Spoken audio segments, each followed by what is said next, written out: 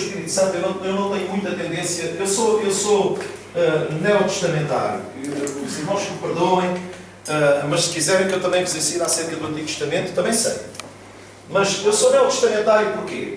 Por uma razão muito simples. O derramamento do Espírito Santo deu-se antes ou depois de Moisés? Deu? O derramamento do Espírito Santo deu-se antes ou depois de Malaquias? Depois de Malaquias, não é? O derramamento do Espírito Santo deu-se antes ou depois de Jesus? Depois de Jesus. Certo? Pronto. Então vamos nos entender. O derramamento do Espírito Santo e os dons do Espírito Santo, eles são neotestamentários.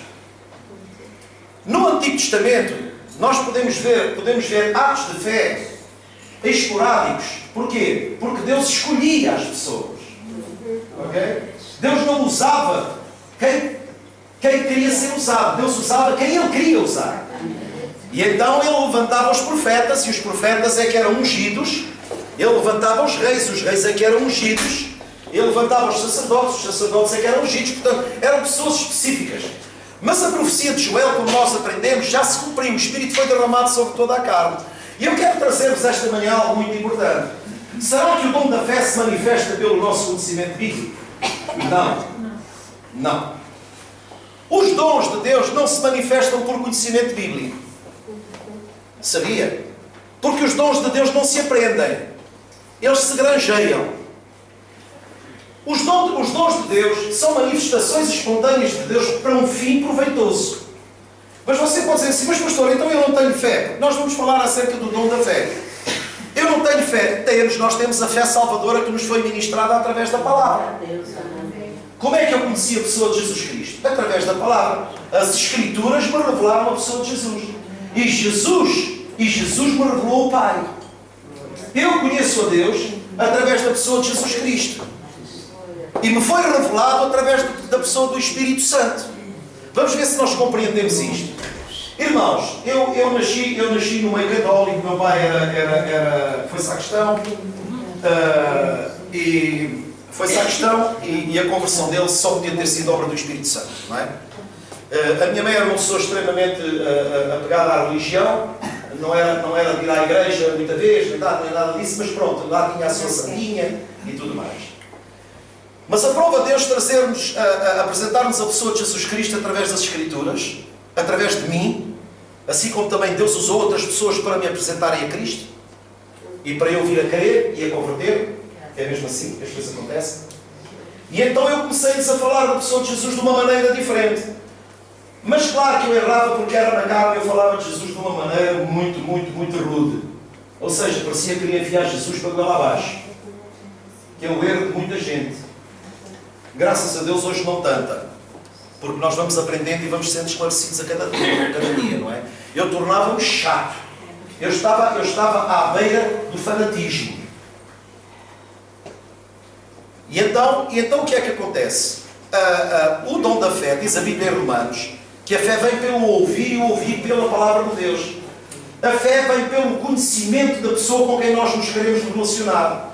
Isso é uma fé que cimenta um relacionamento. O dom da fé não. O dom da fé é uma manifestação espontânea. É completamente diferente. Todos nós temos fé porque estamos aqui. Não há ninguém dentro desta sala que não tenha fé. Todos nós temos fé. Nós temos a fé salvadora. A fé na qual nós acreditamos que não nascemos da vontade da carne, nem da vontade do sangue, mas da vontade de Deus. Então nós somos filhos de Deus pela fé em Cristo Jesus, certo? Esta é a fé salvadora que todos nós temos através do conhecimento bíblico. Relacionamos-nos com Deus por fé e a nossa confiança em Deus nos traz equilíbrio emocional. Agora, há momentos na nossa vida em que nós precisamos de uma fé especial. E essa fé especial vem em nosso auxílio porque é útil no momento e ela se manifesta. Repara uma coisa. Será que nós entendemos porque é que Jesus permitiu que Pedro andasse sobre as águas? Nós hoje temos esse entendimento. Sabe porque é que Jesus permitiu que Pedro andasse sobre as águas? Porque foi a única maneira de ele fazer com que o medo fosse quebrado. Porque Deus não nos tem dado um espírito de medo, mas nos tem dado um espírito de fé. E por vezes há situações na nossa vida em que nós nunca nos devemos esquecer da obra do Espírito Santo em nós. Há momentos na nossa vida em que nós olhamos à nossa volta e não vemos saída. E o dom da fé vem para nos mostrar a saída onde ela não existe. O dom da fé nos traz um estímulo acrescido. Quando nós estamos quase a desistir porque consideramos que não é possível, consideramos que isto não é possível acontecer, normalmente o que nós podemos ver ao longo da Bíblia é que o dom da fé ele está muito associado ao dom da cura. Ele acontece individualmente porque são dons diferentes, porque o dom da fé é a capacidade de nós recebermos aquilo que Deus promete. Quantos de nós vivemos na igreja há tanto tempo que ainda não acreditamos plenamente em Deus? Falem comigo, irmãos. Pastor, eu acredito plenamente em Deus. Ok, irmão, graças a Deus por isso. Olha, eu ainda vou a caminho. Porque há momentos na nossa vida em que nós somos tomados de incredulidade. Porque essa é a obra do diabo, irmãos. E o diabo não desarma. Você pensa que ele deixou Jesus. Ele ausentou-se por um tempo. A nossa vitória contra o maligno tem dias contados. Por isso é que nós temos de estar constantemente atentos e não darmos lugar a ele. Porque ele é aquele sarniquete que quer entrar na nossa vida de qualquer jeito. Por uma situação, irmão, seja por que forma for, ele quer uma brecha para entrar. Por isso é que a Bíblia mostra que não devemos amarrar o diabo. Nós não lhe devemos é dar lugar. Não lhe devemos é dar lugar. E então, para nós falarmos acerca disso, eu queria que os irmãos viessem comigo a 1 Coríntios 12.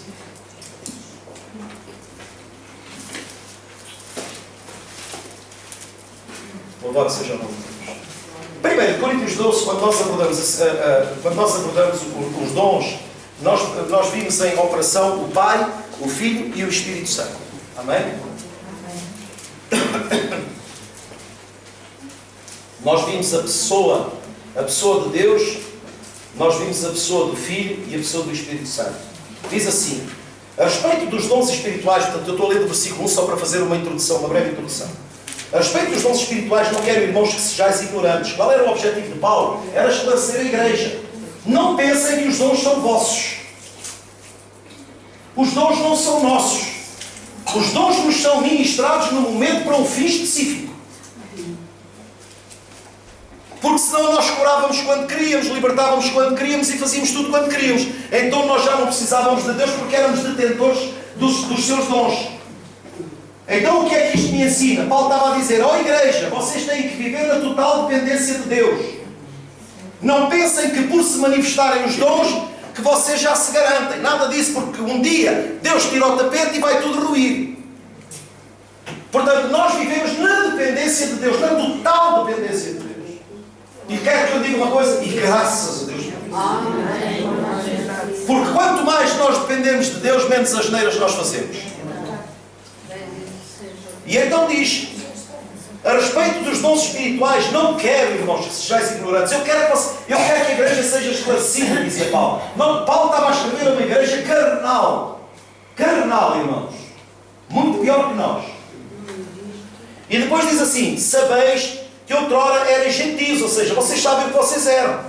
E depois o verso 3 diz assim, por isso vos faço compreender que ninguém que fala pelo Espírito de Deus afirma anátema Jesus, ou seja, Jesus é maldito. Por outro lado, ninguém pode dizer Senhor Jesus, senão pelo Espírito Santo. Porquê? Porque ninguém pode falar do que não sabe. Porque quem fala do que não sabe é tolo. Os irmãos estão a ouvir bem? Quem fala do que não sabe? Porquê é que nós ouvimos tanta baboseira da boca para fora, mesmo de púlpito? Porque pessoas querem falar sem o Espírito Santo. Pessoas querem falar o que lhes dá na real gana. E daí surgirem as doutrinas malucas. Falem comigo, onde é que a Bíblia ensina a orar por lenços? Onde é que a Bíblia ensina a orar por camisolas? Onde é que a Bíblia ensina a orar por isso? Pela má interpretação das Escrituras, as pessoas criam rituais que não têm nada a ver com Deus. A Bíblia fala que as pessoas tiravam de Paulo a roupa. Não era Paulo que orava pela roupa e dizia, levem as minhas calças, levem as minhas cuecas, levem os meus lenços. Nada disso, irmãos. Isso é contraproducente porque isso está a criar o quê? Isso está a criar um ritual que não tem nada a ver com a Bíblia. O que é que faz sentido eu agora dizer, irmão, sabe, isso é o que os bruxos fazem. Ah, e o meu marido tem uma amante, então traga cá a roupa interior dele, que a gente faz já aqui uma amarração, não há nada para ninguém a partir de agora. Isso é o que os bruxos fazem. E a igreja tenta imitar, não Deus pela pessoa do Espírito Santo, mas aquilo que os bruxos fazem. O que é que gera no coração das pessoas? Superstição. Se não for assim, não dá. Se não for assado, não dá. E as pessoas depois ficam cativas, isso é uma manobra diabólica. Porque a manifestação do dom do Espírito Santo é para um fim proveitoso. E isso é para gerar dependência. A manifestação do Espírito não é para gerar dependência. Ela se manifesta na vida de alguém que já se rendeu e que se considerou incapaz de alcançar aquilo que necessita.